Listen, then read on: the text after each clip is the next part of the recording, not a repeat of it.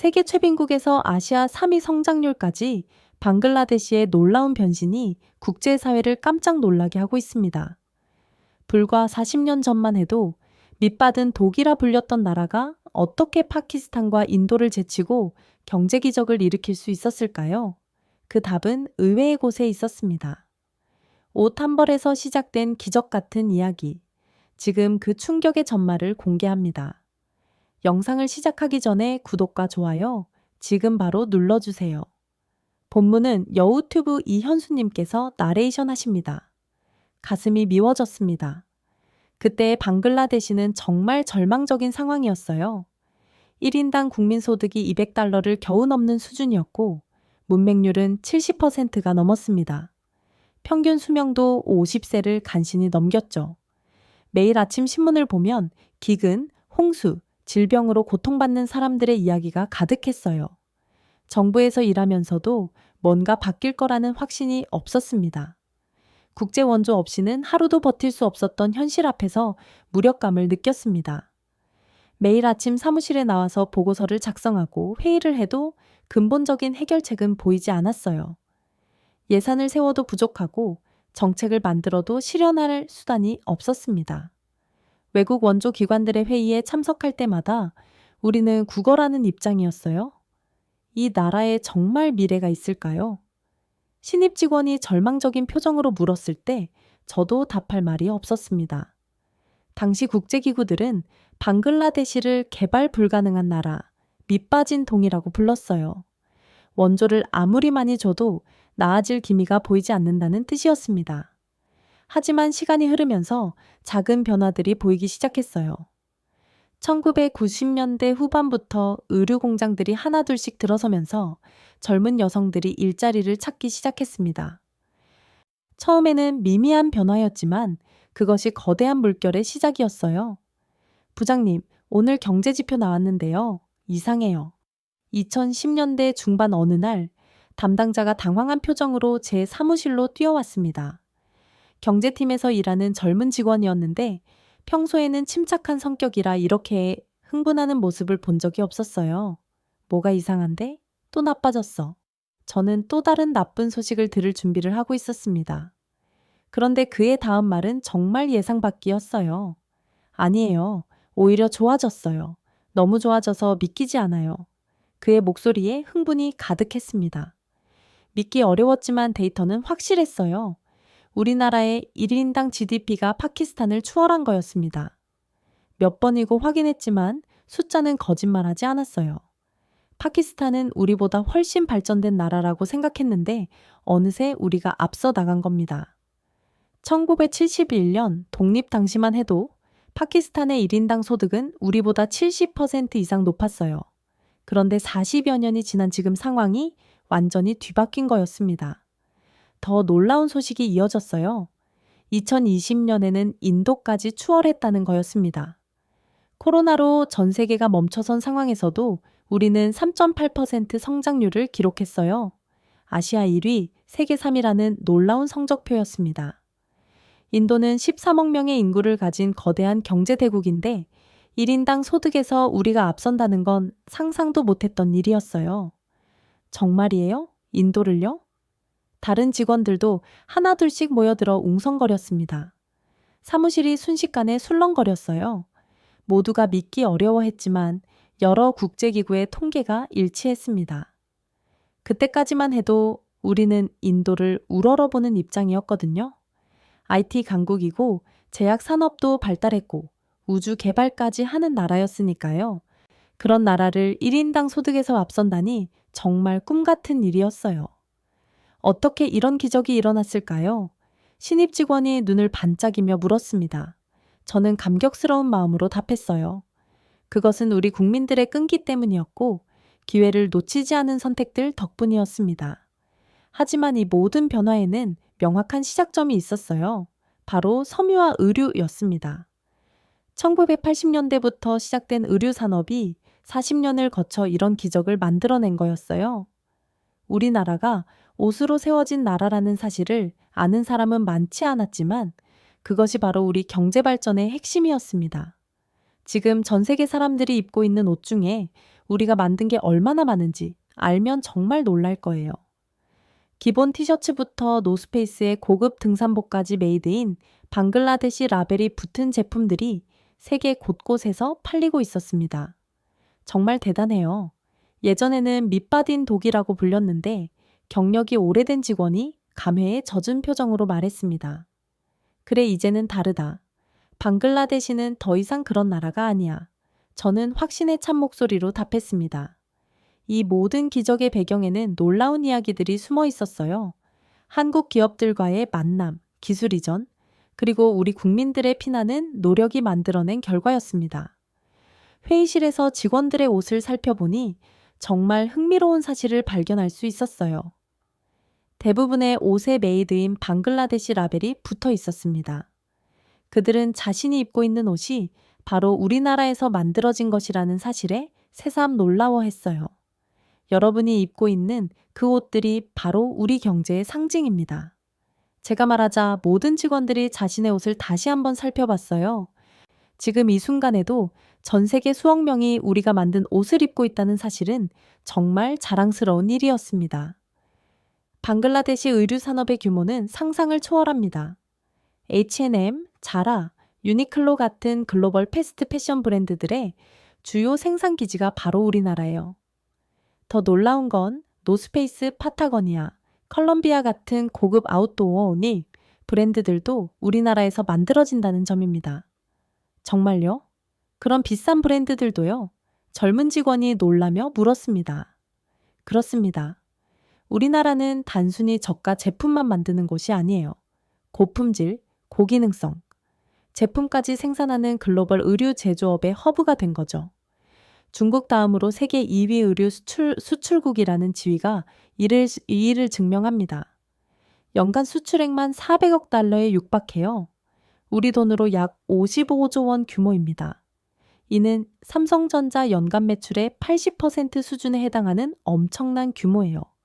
하지만 단순한 수출액보다 더 중요한 건 이 산업이 우리 경제에서 차지하는 비중입니다.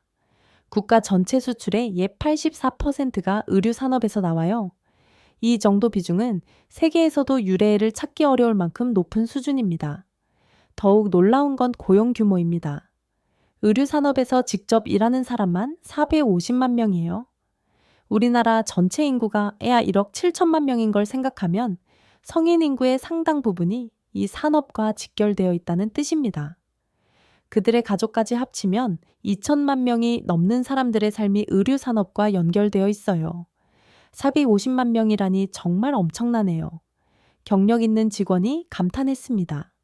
실제로 다카에서 치타공으로 이어지는 고속도로를 따라 달리다 보면 수십 개의 의류 공장들을 볼 수 있어요. 아침 시간에는 공장으로 향하는 셔틀버스들이 줄지어 다니고 저녁에는 퇴근하는 노동자들로 도로가 붐빕니다. 특히 젊은 여성 노동자들의 모습이 인상적이에요. 깔끔한 유니폼을 입고 당당하게 출근하는 모습을 보면 과거 농촌에서 하루 종일 일해도 간신히 끼니를 때우던 시절과는 완전히 다른 세상이라는 걸 실감할 수 있어요. 과거 국제 원조에 기대던 우리나라가 이제 세계 의류 시장의 중심이 되었다는 건 정말 경이로운 변화였습니다. 1970년대만 해도 우리나라는 원조받는 나라 목록에서 항상 상위권에 올라 있었어요. 유니세프 광고에 나오는 굶주린 아이들의 대표적인 이미지가 바로 방글라데시 아이들이었거든요.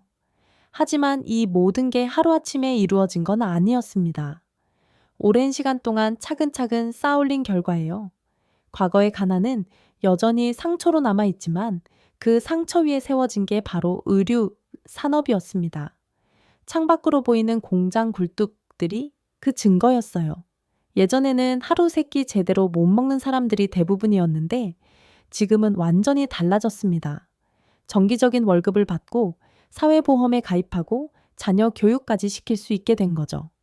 그때의 절박함이 오히려 우리를 변화시키는 원동력이 되었어요. 일자리가 필요했고 외화가 필요했고 희망이 필요했습니다. 그래서 어떤 기회든 놓치지 않으려고 했죠. 외국 기업들이 우리나라에 와서 공장을 세우겠다고 할 때 우리는 무조건 환영했어요. 그때는 정말 어려웠겠네요. 신입 직원이 안타까워했습니다. 어려운 정도가 아니었어요.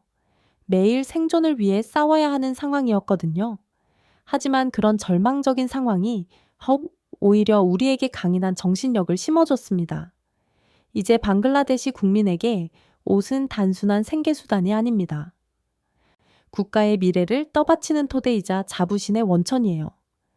거리에서 만나는 젊은이들에게 어디서 일하세요? 라고 물어보면 열의 8분 의류 공장에서 일해요? 라고 답할 정도예요.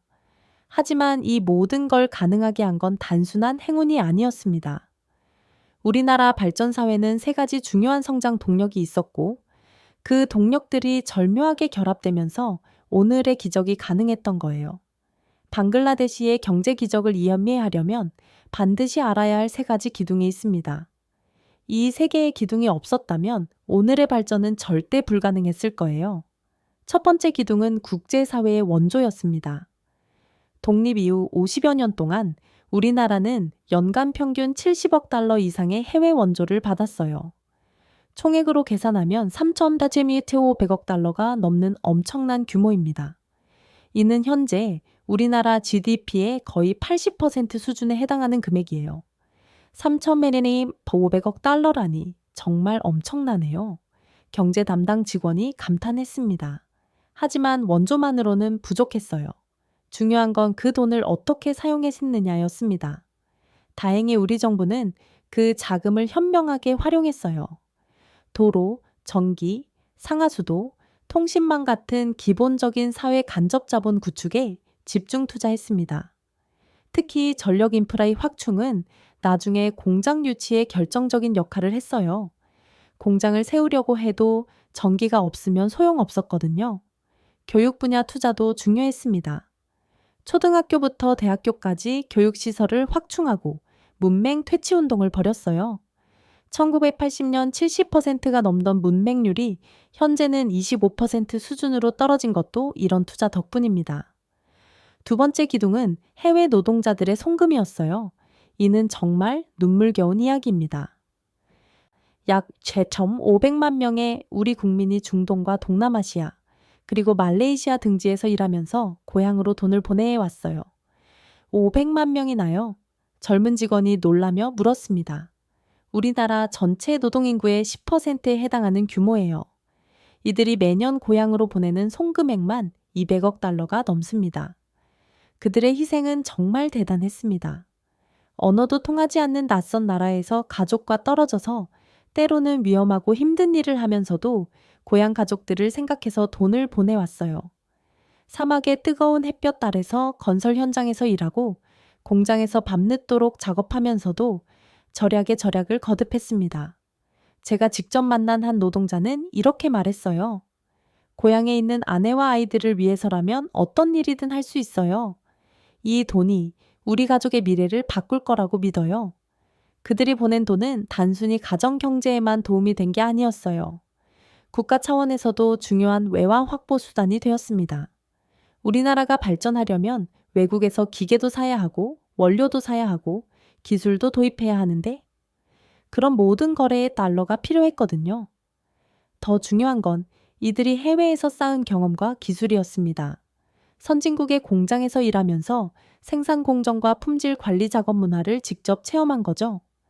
나중에 고향으로 돌아와서 그 경험을 전수하는 역할을 했어요. 세 번째이자 가장 중요한 기둥은 바로 의류 산업이었습니다. 2024년 기준으로 의류 수출액이 385억 달러에 달해요. 우리 돈으로 약 5리야맘조 원이죠. 정부 통계를 볼 때마다 저도 여전히 놀라워 합니다. 53조 원이라니 정말 엄청난 규모네요. 여러 직원들이 동시에 감탄했습니다. 이 산업이 단순히 돈을 버는 수단이 아니라는 점이 중요해요. 우리 사회 전체를 움직이는 거대한 엔진 역할을 하고 있습니다.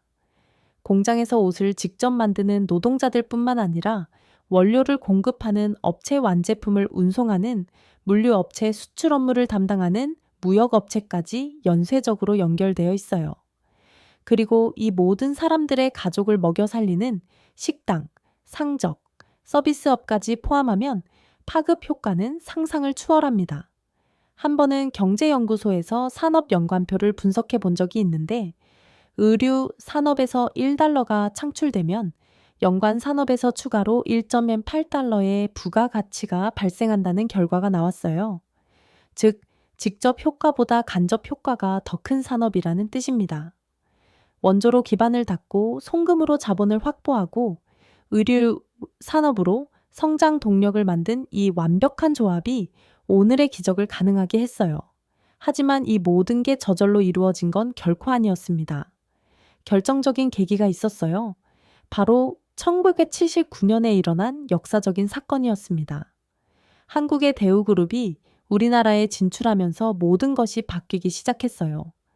당시 국제 섬유 시장의 상황과 한국 기업들의 필요, 그리고 우리의 절박함이 만나면서 운명적인 만남이 이루어진 거였죠. 1979년은 방글라데시 경제사에 있어서 정말 중요한 해였습니다. 그 해에 일어난 한 가지 사건이 우리나라의 운명을 완전히 바꿔놓았거든요. 바로 한국의 대우그룹이 우리나라에 진출하면서 시작된 일이었어요.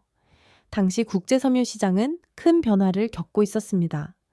미국과 유럽연합이 다작한 섬유협정을 통해 각국별로 수입 커터를 할당하고 있었어요. 한국, 대만, 홍콩 같은 신흥공업국들의 섬유 수출이 급증하자 자국 산업을 보호하기 위해 수입을 제한한 거였죠. 그럼 한국 기업들이 큰 타격을 받았겠네요. 경력 있는 직원이 이해한다는 듯 말했습니다. 정확한 분석이었어요. 한국 기업들은 갑작스럽게 수출 물량의 제한을 받게 되었고 새로운 돌파구를 찾아야 하는 상황에 놓였습니다. 그때 한국 기업들이 주목한 게 바로 우리나라였어요. 방글라데시는 아직 쿼터를 다 채우지 못한 상황이었고 무엇보다 세계에서 가장 저렴한 임금 수준을 자랑하고 있었거든요. 당시 우리나라 노동자의 월급은 한국의 10분의 1도 안 되는 수준이었어요. 하지만 한국 기업들에게도 리스크가 있었습니다. 방글라데시는 정치적으로 불안정했고 인프라도 열악했어요. 숙련된 노동력도 부족했고 영어가 통하지 않는 것도 문제였습니다. 그런 상황에서 용기를 내어 방글라데시에 진출한 것이 바로 대우그룹이었어요. 김우중 회장의 결단이 아니었다면 불가능했을 일입니다. 그분은 세계 어디든 기회가 있으면 뛰어드는 모험과 기질이 있었거든요. 정말 대단한 결정이었네요. 젊은 직원이 감탄했습니다. 당시만 해도 방글라데시에 투자한다는 건 거의 모험에 가까웠어요. 하지만 대우는 달랐습니다. 철저한 시장 조사와 정부와의 협상을 통해 성공 가능성을 높였어요. 우리 정부도 절박했습니다. 일자리 창출이 시급한 상황에서 외국 기업의 투자만큼이 확실한 해결책은 없었거든요. 정부는 최대한 유리한 조건을 제시하며 대우의 투자를 유치했어요. 절박한 심정으로 외국 기업들을 설득했지.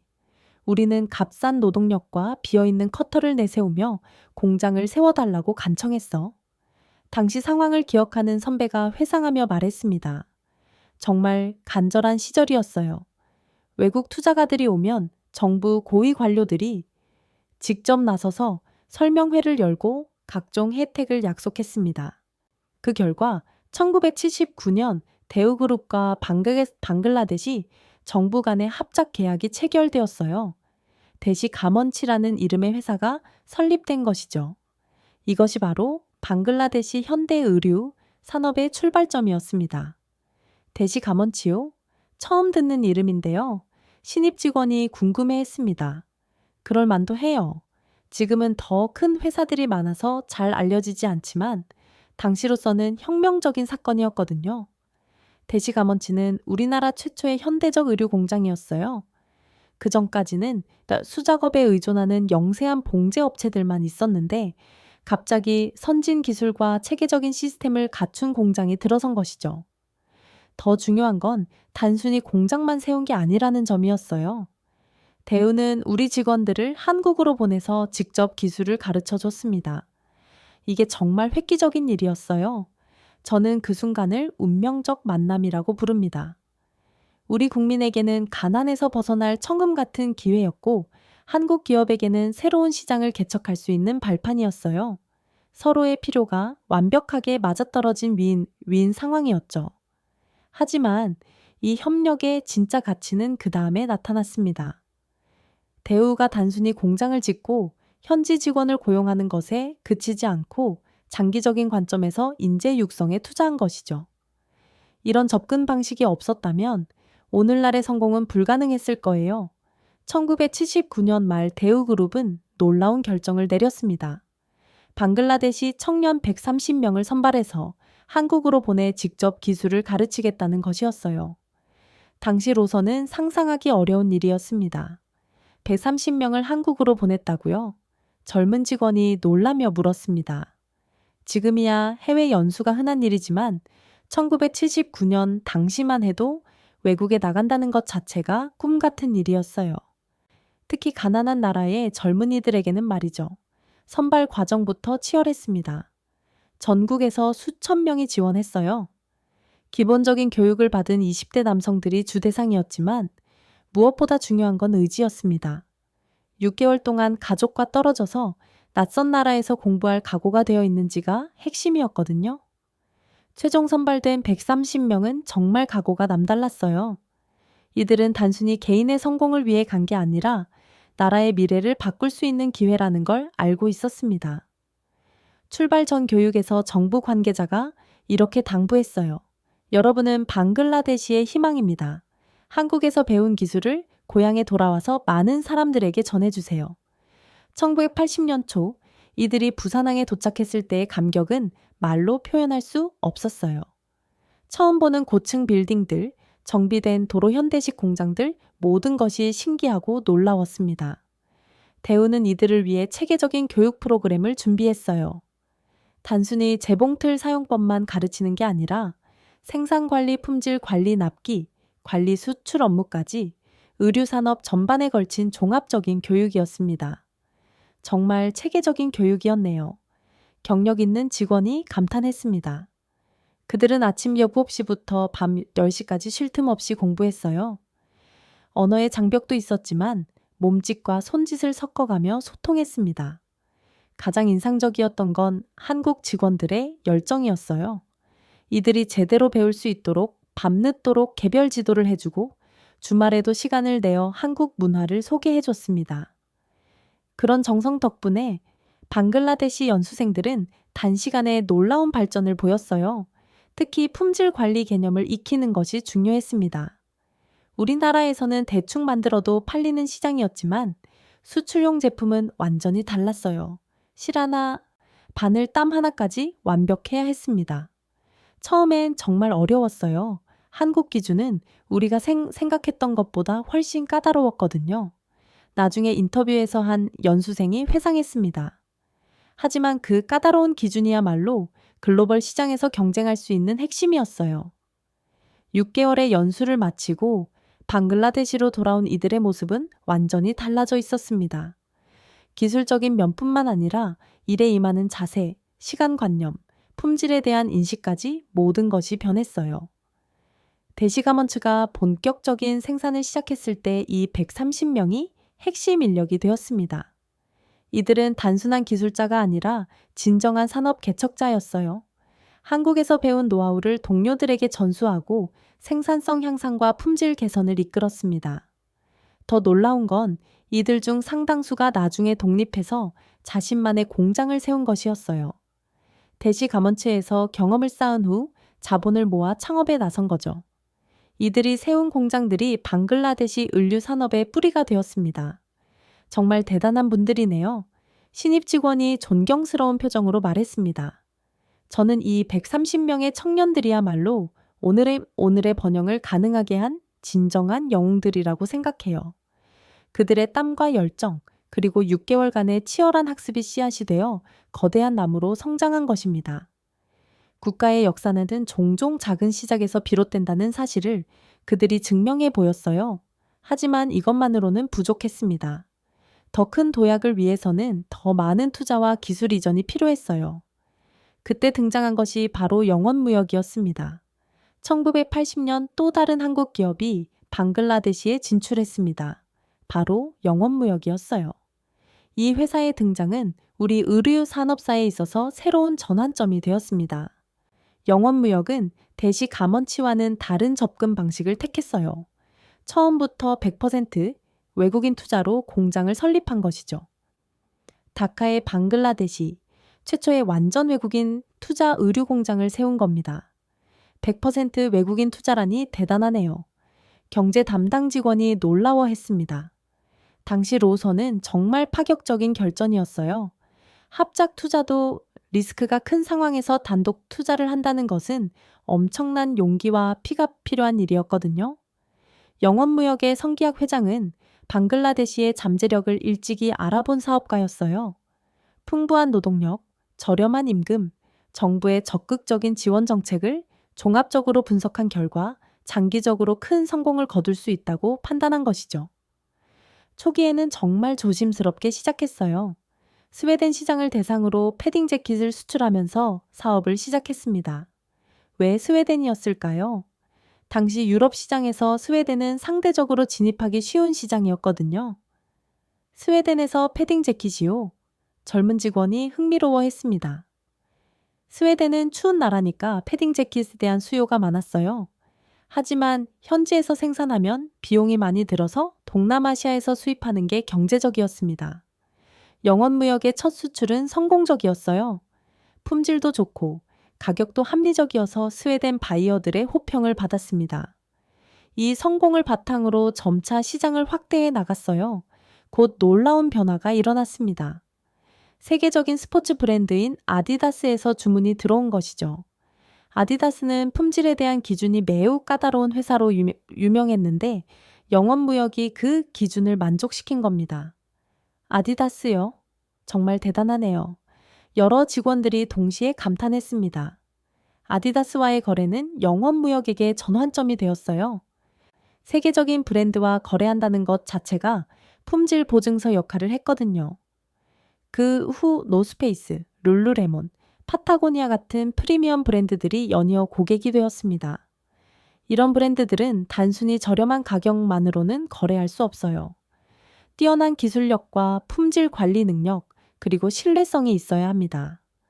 특히 아웃도어 의류는 일반 옷보다 훨씬 복잡한 기술이 필요해요. 방수, 방풍, 투습 기능이 들어가야 하고 극한 상황에서도 견딜 수 있는 내구성이 있어야 합니다. 영원무역은 이런 고난도 기술까지 완벽하게 습득했어요. 어떻게 그런 어려운 기술을 익혔을까요? 신입 직원이 궁금해했습니다. 끊임없는 연구 개발과 투자 덕분이었어요. 영원무역은 매년 매출의 상당 부분을 기술 개발에 재투자했습니다. 또한 글로벌 파트너들과의 기술 교류도 활발했어요. 독일의 화학회사들과 협력해서 기능성 원단을 개발하고 이탈리아의 장비업체들과 함께 생산 공정을 개선했습니다. 이런 국제적인 네트워크가 영원무역의 경쟁력을 크게 높였어요. 숫자로 보면 더욱 놀랍습니다. 2003년 200억 원이던 수출액이 2023년에는 1조 5천억 원으로 늘어났어요. 20년 만에 75배 성장한 것이죠. 이는 연평균 25% 이상의 성장률에 해당합니다. 1조 5천억 원이라니 정말 믿기 어려운 성장이네요. 경력 있는 직원이 감탄했습니다. 하지만 단순한 양적 성장만이 아니었어요. 질적인 면에서도 엄청난 변화가 있었습니다. 초기에는 저가 기본 제품 위주였다면 현재는 고부가 가치 프리미엄 제품이 매출의 70% 이상을 차지해요. 제품 하나당 수익선이 크게 개선된 것이죠. 방글라데시 의류기업 중 압도적 1위라는 지위도 우연히 얻어진 게 아니었어요. 지속적인 혁신과 투자, 그리고 글로벌 네트워크 구축의 결과였습니다. 현지에서 삼성전자급 기업이라고 불리는 이유도 바로 여기에 있었죠.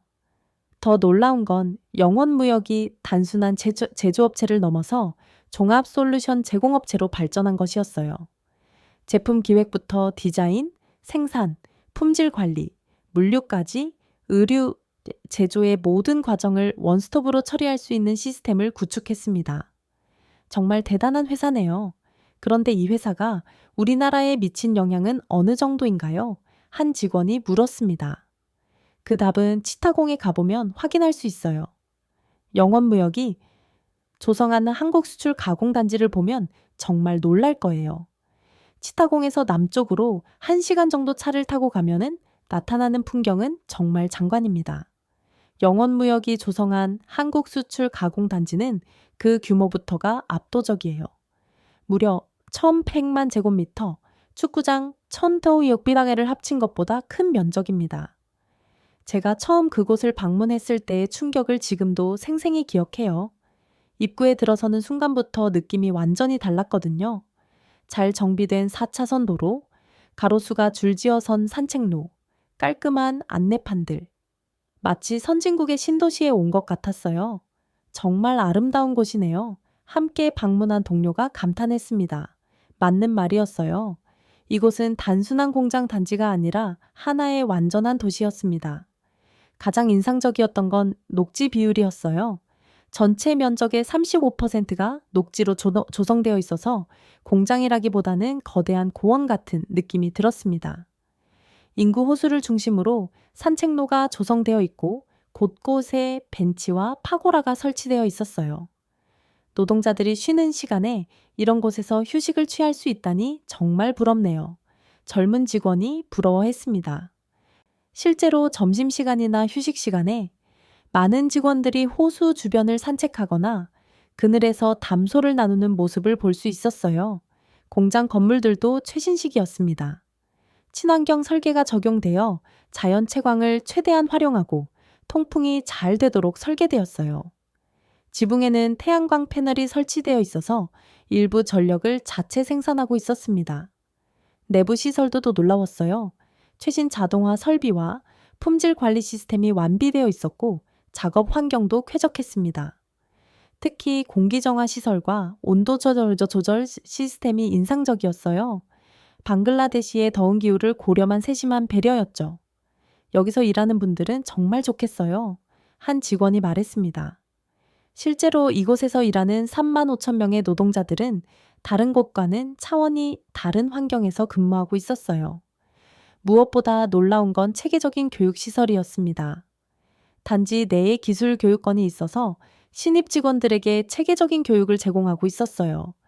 재봉 기술부터 품질 관리, 안전교육까지 종합적인 커리큘럼이 구성되어 있었습니다. 정말 체계적이네요. 대학 같아요. 경력 있는 직원이 감탄했습니다. 맞는 말이었어요. 실제로 그곳에는 더 큰 계획이 있었거든요. 바로 섬유 패션 대학 건설 프로젝트였습니다. 2025년 완공 예정인 이 대학은 방글라데시 최초의 섬유 전문 종합 대학이 될 예정이에요. 패션 디자인학과, 섬유공학과, 의류 생산관리학과, 국제무역학과 등 의류 산업 전반을 아우르는 학과들이 개설될 계획입니다. 대학까지 쓴다니 정말 놀라워요. 신입 직원이 흥분하며 말했습니다. 이는 단순한 시설 투자를 넘어서는 의미가 있었어요.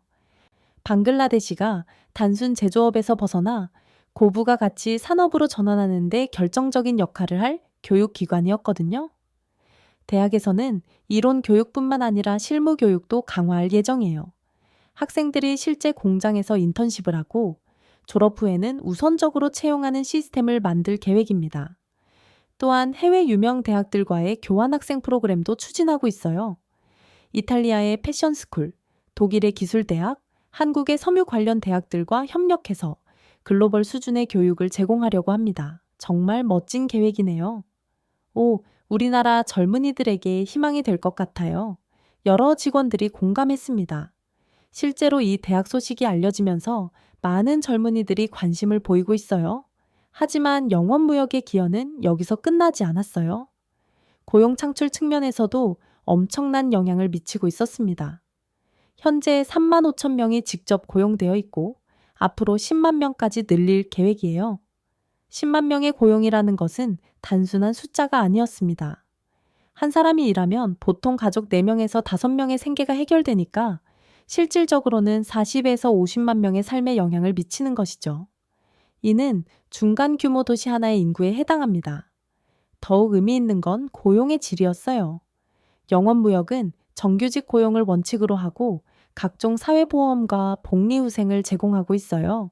의료비 지원, 자녀 교육비 지원, 주택 대출 지원까지 종합적인 복지 시스템을 운영하고 있었습니다.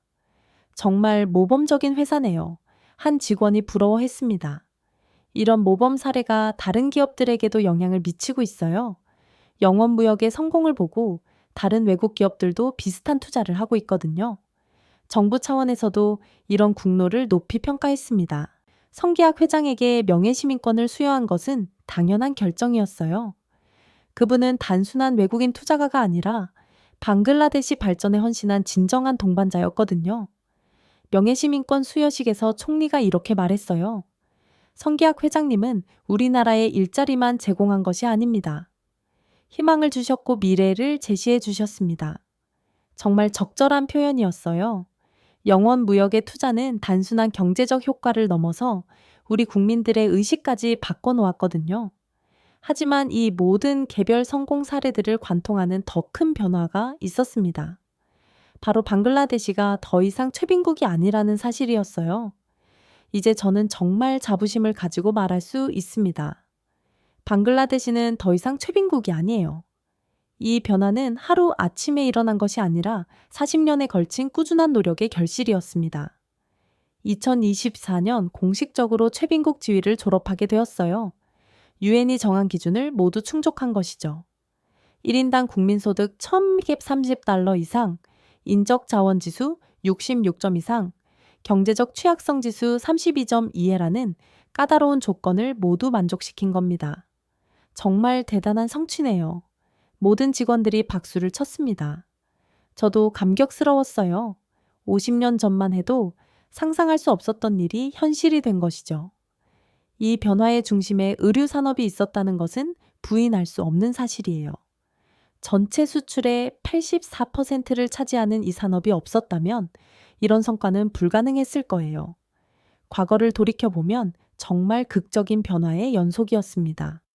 1970년대 스리랑카가 우리보다 훨씬 앞서 있었어요. 1인당 소득도 높았고 교육 수준도 좋았고 인프라도 잘 갖춰져 있었죠.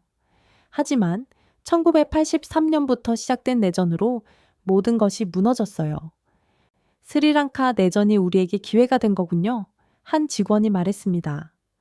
맞는 말이에요.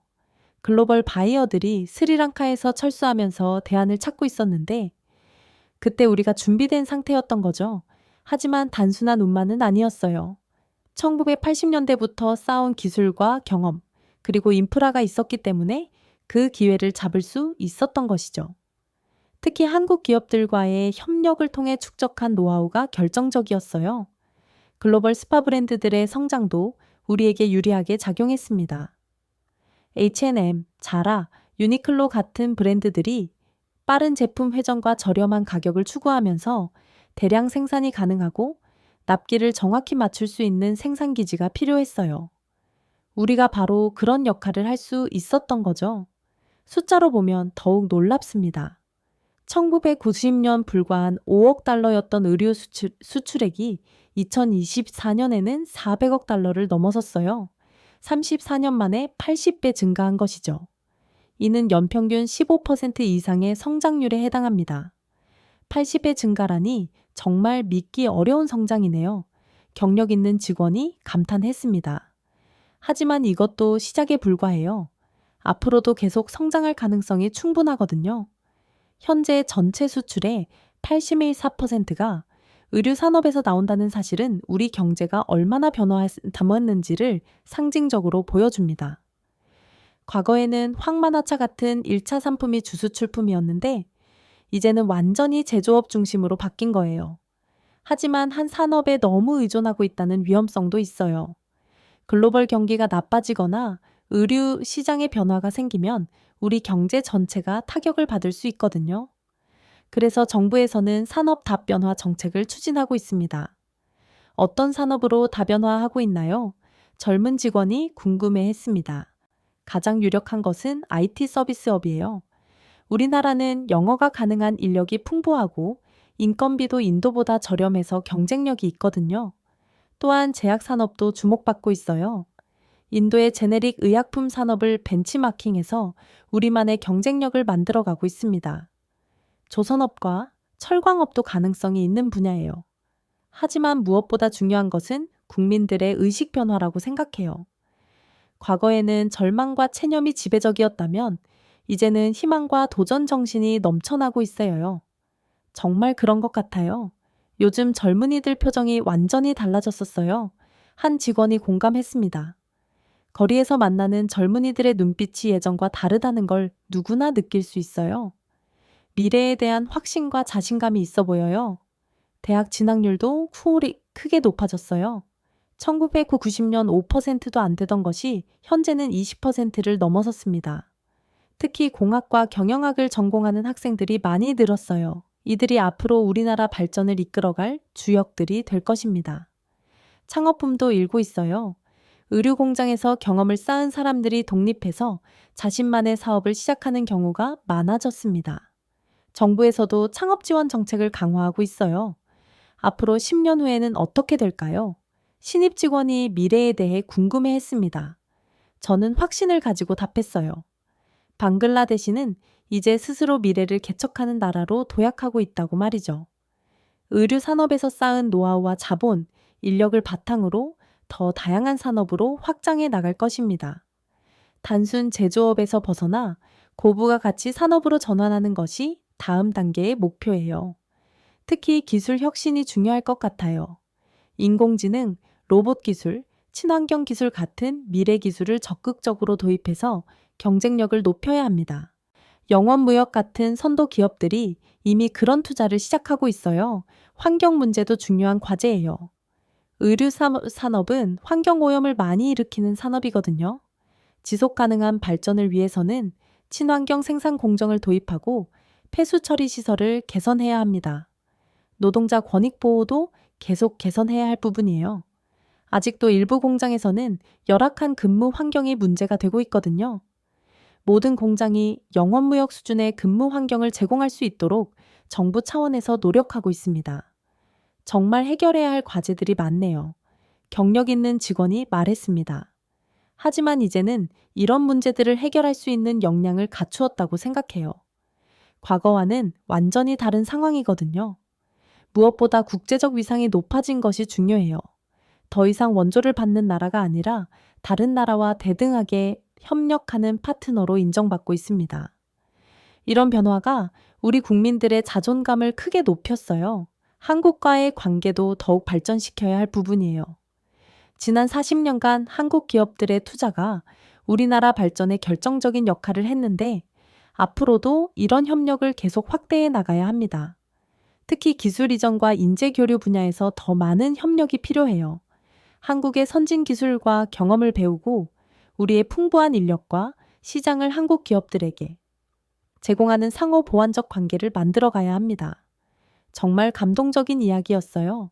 모든 직원들이 뿌듯한 표정을 지었습니다. 저도 마찬가지였어요. 이 모든 변화를 지켜보고 그 일부가 될 수 있었다는 것이 정말 영광스러웠습니다. 방글라데시의 기적은 아직 끝나지 않았어요. 지난 40년이 가난에서 벗어나는 단계였다면 앞으로 40년은 진짜 선진국으로 도약하는 단계가 될 것입니다. 우리 아이들이 살아갈 미래는 지금보다 훨씬 더 밝고 희망찬 세상이 될 거예요. 그들은 더 이상 가난 때문에 꿈을 포기하지 않아도 될 것입니다. 세계 어디에 내놔도 당당한 방글라데시 국민으로 살아갈 수 있을 거예요. 정말 자랑스러운 나라가 되었네요. 젊은 직원이 감격스러워 했습니다. 맞습니다. 이제 우리는 자랑스러운 나라에 살고 있어요.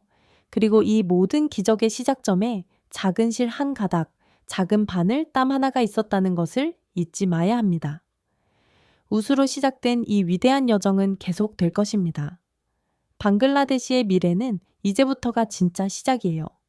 방글라데시의 기적은 우리에게 희망을 전합니다. 세계 최빈국에서 아시아 성장 강국으로 변신한 것은 운이 아니라 기회를 놓치지 않은 용기와 끝까지 포기하지 않은 끈기 때문이었습니다. 1979년 한국으로 떠난 130명의 청년들처럼 때로는 과감한 도전이 필요했고 대우와 영업무역처럼 불확실한 미래에도 믿음을 가져야 했죠. 작은 실 한 가닥이 거대한 직물이 되든 듯 우리 구독자 여러분들의 작은 시작도 언젠가 큰 변화를 만들 수 있습니다. 꿈을 포기하지 마세요. 여러분의 도전이 또 다른 기적을 쓸 것입니다. 자, 그럼 오늘 사연 어떻게 들으셨나요? 사연이 좋으셨다면 구독과 좋아요 부탁드립니다. 그럼 지금까지 사연을 전해드린 여우튜브 송은지였고요. 사연 본문은 여우튜브 이현수님께서 나레이션 하셨습니다. 저희는 또 다른 새로운 이야기로 다시 돌아오겠습니다. 영상 시청해주신 모든 분들 고맙고 감사합니다.